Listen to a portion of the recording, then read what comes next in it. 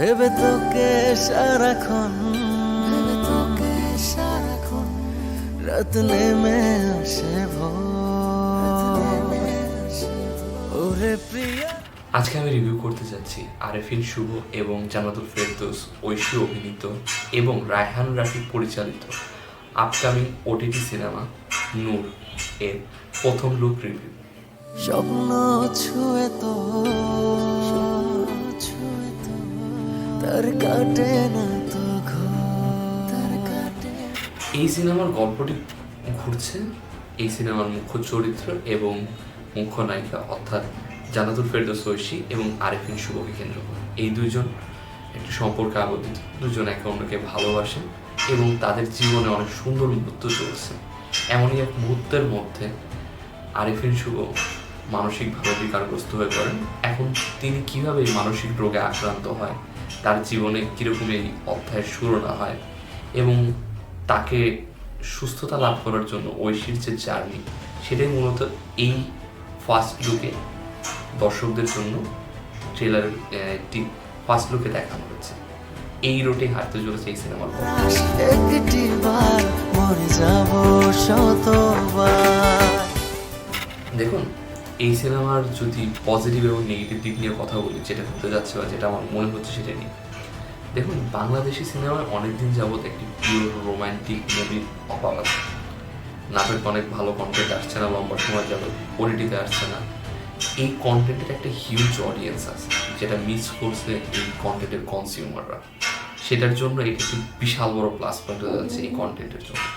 দুই, একটা web series বা একটা মুভি বা একটা রোমান্টিক কন্টেন্টের সবচেয়ে বড় প্রেজেন্টেবল জায়গা হচ্ছে এর লিড পেয়ারের ভিতরকার সম্পর্ক, মানে কেমিস্ট্রি। তাদেরকে একসাথে কেমন দেখতে করছে, তাদের পারফরমেন্স কেমন। এই টিজারটি ফার্স্ট লুকে যেটা আপনাকে প্রমিস করছে সবচাইতে বেস্টভাবে, এটা হচ্ছে এই অ্যাক্টর এবং অ্যাক্ট্রেসের কেমিস্ট্রি মারাত্মক আছে। ঐশীর পুরো কেরিয়ারে আমি কোনো টিজারে ফার্স্ট লুকেই তাকে এত সুন্দরভাবে প্রেজেন্ট করতে দেখি। তার চোখ দিয়ে অ্যাক্টিং করছে, তার চোখে একটা, তার ফেসে একটা মায়া কাজ করছে।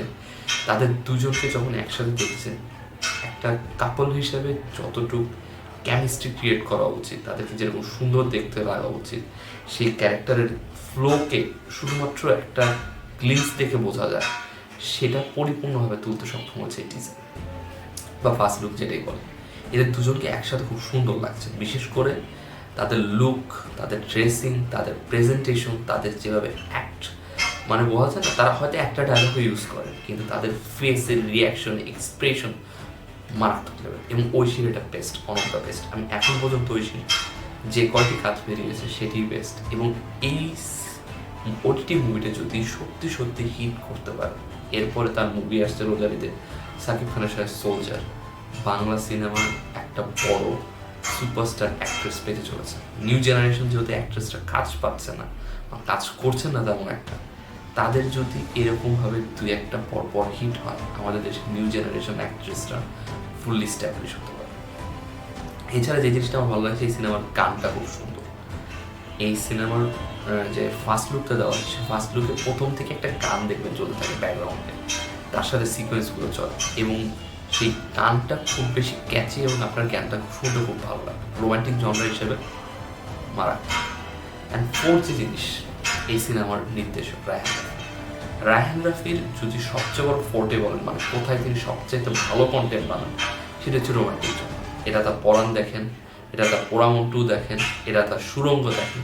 তিনি যতবার রোমান্টিক কনসেপ্টকে সামনে রেখে গল্প বানিয়েছেন, তিনি তার বেস্ট লাস্ট করেছেন। এবং আরও একটা জিনিস, তিনি যখনই কোনো নতুন অ্যাক্টরের সাথে প্রথমবার কাজ করতে গেছেন, তিনি তার কেরিয়ারে বেস্ট উপহার দিয়েছেন ওই ক্যারেক্টার। আপনি যদি আরেফিন শুভ আর আফরান নিশোর কথা বলেন, তার সুরঙ্গ তার কেরিয়ারের এখন পর্যন্ত বেস্ট সিনেমা আনডাউটেডলি। আপনি যদি পরাণের কথা বলেন, সেখানে যেভাবে শরীফুল রাজকে দেখা গেছে, তার career one of the best performance এবং হাইস্ট ব্লকবাস্টার অ্যাকর্ডিং যতদিন আমি জানি। এবং সিএম আহমেদকে ইন্ট্রোডিউসই করেছেন আপনার রায়হান রাফি। তারপরে তিনি আসতেছেন এখন আরেফিন শুভকে। সো তার এই কন্টেন্ট প্লাস তাদের যে যুগলবন্দি, আমি এটা নিয়ে প্রচুর পরিমাণ আশাবাদী। এবং আমার কাছে যদি পার্সোনালি বলেন, এটা এই বছরের one of the best OTT কাজ করে যাচ্ছে আমার যতটুকু বিশ্বাস। মরে যাব শতবার, তোরে এত ভালোবাসি আর বলবো কতবার যদি। আর দ্বিতীয় জিনিস, এই সিনেমাটা এমন একটা সিনেমা, যদি এটা হলে রিলিজ করা হতো প্রপারলি, তাহলে একটা বিশাল বড় বক্স অফিসের পোটেনশিয়াল রাখতো। অনেকবার চেষ্টাও করা হচ্ছে, আমার মনে হচ্ছে এটা হলে রিলিজ দেওয়ার সিনেমা, কারণ বাংলাদেশের হলে একটা লম্বা সময় যাবত কোনো রোমান্টিক সিনেমা রিলিজ হচ্ছে না। আর বাংলাদেশের মানুষ নতুন কিছু যাচ্ছে, আউট অফ অ্যাকশন। আপনি যদি ভালো করে দেখেন, উৎসবও এই কারণে হিট হয়েছে, জঙ্গলিও হিট হয়েছে।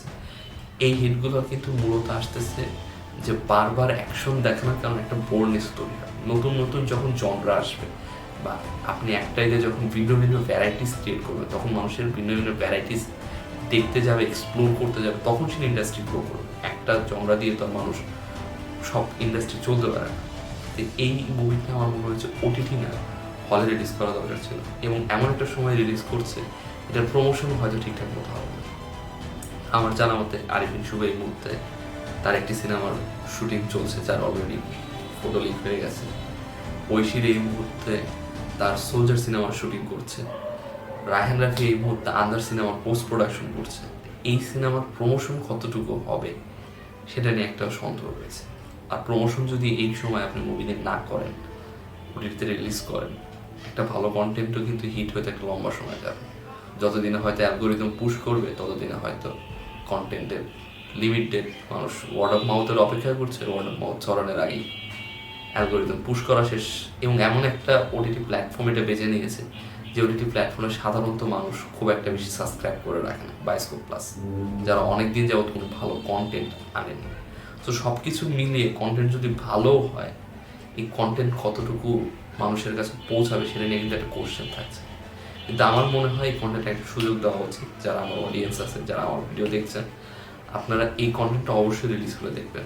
একটা রোমান্টিক জন্য একটা বিশাল বড় ভাবে তৈরি করা হচ্ছে, একজন বড় ডিরেক্টর আসছে, ভালো একটা মিউজিক আছে, অনেক সময় ধরে চেষ্টা করা হচ্ছে।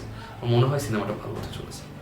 আপনারা জানেন আপনাদের প্রথম লুক কেমন লেগেছে, এবং আরিফিন শুভ আর ঐশী কেমিস্ট্রিটা কেমন লেগেছে। আমার এই দুজনের কেমিস্ট্রিটা এই লুকের মধ্যে সবচাইতে বড় হাইলাইট এবং সুন্দর দিক লেগেছে। এত ভালোবাসি আর বলবো কতবার, যদি হারাস একটি বার, মরে যাব শতবার। দেখুন, এখন প্রতিটা কন্টেন্টের কিছু না কিছু খারাপ দিক থাকে বা খারাপ দিক উল্লেখ করা হয়। যেমন আমার এই কন্টেন্টটাকে দেখে আপনার কলকাতার একটা মুভির সাথে অনেক বেশি সিমিলারিটিস লাগছে, in terms of looks, in terms of story telling. আমি ছবিটার পোস্টার আপনাদের এখানে দিয়ে দেব।